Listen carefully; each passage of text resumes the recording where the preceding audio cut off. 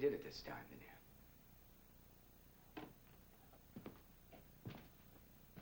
What is the matter with you? You didn't come to Peyton Place to hide, did you? I mean, you didn't come to Peyton Place to get to know your big brother better, did you? You had trouble written all over your face that first night. I mean, the way you looked, the sound of your voice. Hey, you really got a nice little pad here, brother. Get yourself a needle for that stereo, you'll have it made, man. I should have kicked you out that first night. Why didn't your conscience bother you? I don't know. Joey, I don't know. You always had something about you, some way about you. You smiled. I don't know why I came here, you said, you remember? I guess I just missed you, big brother. Huh? Then you put your hand out to me. You put your hand out to me. I should have known you had a knife in it. You knew why you came to Peyton Place. You knew exactly why you came here. You came here to make me pay for all the months and the years that you lived with Lisa. All those years I rejected you. All right, maybe I rejected you. But that's because I had a choice to make, a choice between my work and you had Lisa. Lisa, who gave you everything in the world. Maybe that's what it is that went wrong. Because you looked at this big, beautiful world and you said it all belongs to Joey. You were never conditioned for rejection. No, when something went wrong, you ran. Maybe that's what you should have done tonight. Instead, you picked on Rita. Like an animal. A greedy, sick animal. Look, what do you know about me? I mean, Rita and Norman, they know me better than my own brother. You heard what she said. You wouldn't listen.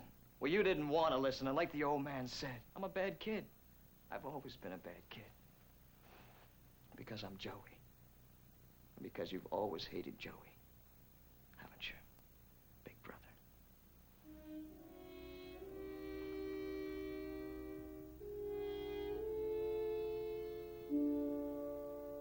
You wait for me at the house.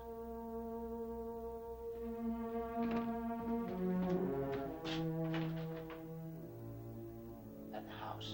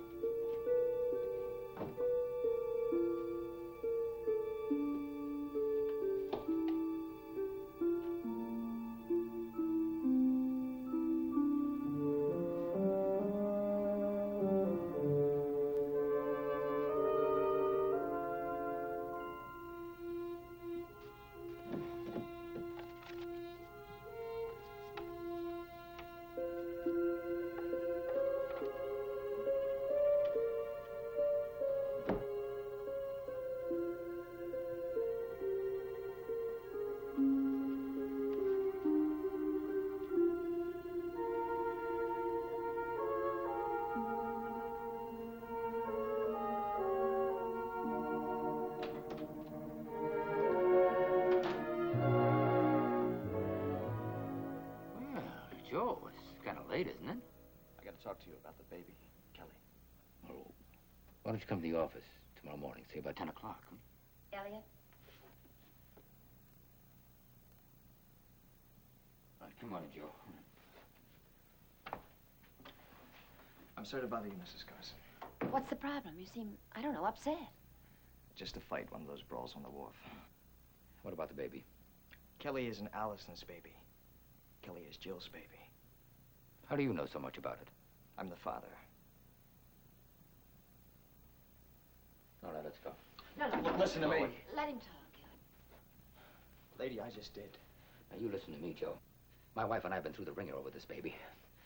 Now, we have made sure, absolutely sure of everything before we allowed ourselves to accept the fact that Kelly is actually Allison's baby. And it is a fact, Joe. She is Allison's baby. Look, I'm just trying to There's tell a you... birth certificate. There's a letter from the hospital. And all that information Jill gave us checks out. Now, I don't know what you're trying to prove or what kind of a sick game you're playing, but we're not interested. Do you understand that? Now get out of here. Is that all you can say is get out? Don't you understand that Mike's been lying to you about the baby? The great Dr. Rossi's been lying through his teeth. Can you and your wife handle that? Look, listen to me. I don't want the kid. I'm not trying to take the kid from you. I just want you to know the truth. That's very touching, Joe. But why? Why now? I mean, you've had plenty of time to speak up before. Why didn't you? I thought he told you. Who, Mike? Yeah. He never said a word. I told him the whole story. I can prove everything. Jill used to be my girl in New York. Lots of people can vouch for that, including my sister Lisa. When Jill left New York, she was pregnant. And just about the time when our baby was to be born, Kelly was born. Look, Kelly's Allison's baby, our daughter's. We have it in black and white on the birth certificate. Oh, come on, Mrs. Carson. Jill used your daughter's name. I mean, you can figure that out. That's ridiculous. Mike used to talk a lot about his friends here. His friends. I mean, Jill heard everything about Allison. Every time I would take Jill over to the house, she would pump Lisa for the latest on Allison. And when she found out that Allison had run away and disappeared, she cried and acted like Allison was one of her relatives or something. Soon after Allison disappeared, Jill disappeared. Lisa figured that she was pregnant. We never talked about it, but she knew. I mean, maybe you believe her. Why don't you talk to her? I'll pay for the call. You really expect us to accept that? What's true? Why would Jill invent a story about meeting Allison on a cross-country bus and all those details she made up? And if she never met her, how would she know what she looked like? Honey, what's the point of bringing all that up? Well, why would Jill go to all that trouble to give her own baby away? Jill thinks I'm some kind of monster. I guess she hates me enough to permanently keep me away from the kid. I hurt her once, and now she wants to hurt me. She's afraid of me and hates me. I don't blame her. Lisa had a copy of this. She got it from Mike. She showed it to Jill lots of times. It's Allison, all right. With Michael. I remember I took it for him. Look at the date on the back of the picture. That's just before Allison disappeared. Lisa asked for a picture. I mean, I think Jill put her up to it. Anyway, Mike gave Lisa the picture when he was back in New York last year. That's very interesting, Joe. Thank you very much. Now, goodbye. You don't seem to I understand. said goodbye. Okay. Okay, I'm going. But you know, you two are quite a pair. I mean, Mike's really got you snowed. I tell you that he knows everything about the baby, and all you do is look off into space. I tell you that the great Dr. Rossi decided to punish his punk kid brother by letting his good old friends, the Carsons, take the punk's illegitimate child. But you two scared and frightened, aren't you? I mean, aren't you happy that the great Dr. Rossi decided to punish me by making fools out of you?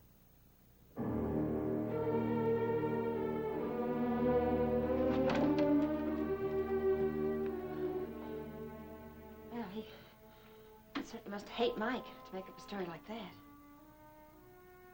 Mustn't he?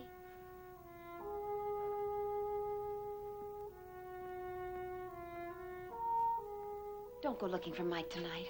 Please, let's sleep on it. Maybe we'll wake up tomorrow and think more about Honey, it. I couldn't sleep tonight without talking to Mike. Neither could you.